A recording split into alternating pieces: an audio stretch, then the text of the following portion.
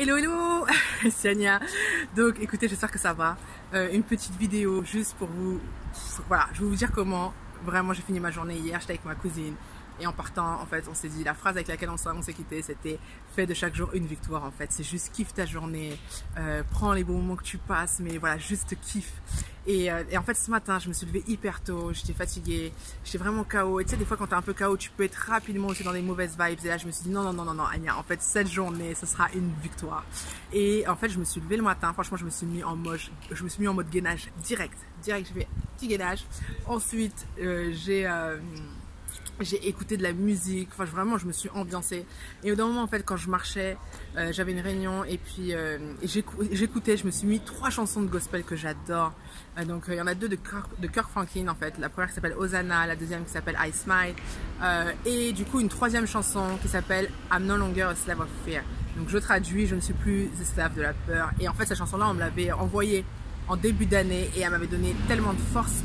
Et donc voilà, et donc du coup j'écoutais ça, j'étais en mode, voilà quoi, j'étais en mode bonne vibes. Et j'étais avec une amie au tel ce midi et on parlait de différents points. Et honnêtement, j'ai eu plusieurs nouvelles cet après-midi, juste en fait en lien avec ces points-là qui sont juste énormes. Et en fait quand même, la petite nouvelle que je vais partager avec vous, c'est que là en fait je suis en route pour aller au musée du Quai Branly. J'espère que ça va être ouvert au moment où je vais arriver parce qu'il est un peu tard.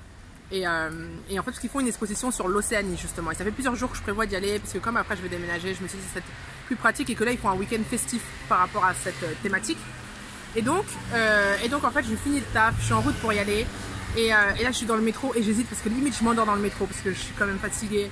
Je m'endors dans le métro et je me dis bon écoute Ania, là tu déménages ce week-end, t'as même pas commencé tes cartons. Bon, on en parle de l'organisation. Du coup j'hésite à y aller et je me dis non vas-y Ania, juste ça va te mettre dans une vibe, tu vois. L'Australie ça va te permettre de te projeter, etc. Donc je me dis j'y vais. Et à ce moment là, donc je suis sur mon tel, je suis sur Facebook et là je vois quand même la news de la journée qui est que le PVT australien officiellement, ça y est, il est rallongé à 35 piges. Ça veut dire que moi, je sais pas, franchement, il y a 48 heures, je crois, un truc comme ça. Dans les 48 heures, je sais pas si c'est aujourd'hui, hier, je sais même plus.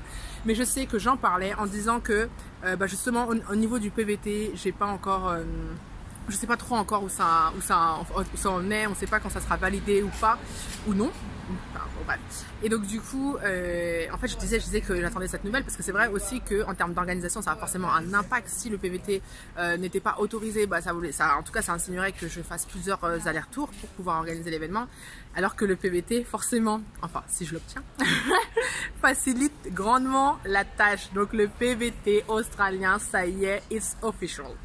Donc voilà, donc c'est la grande news et juste fais de chaque jour une victoire, juste kiffe ta life en fait. Ah voilà quoi, bon voilà.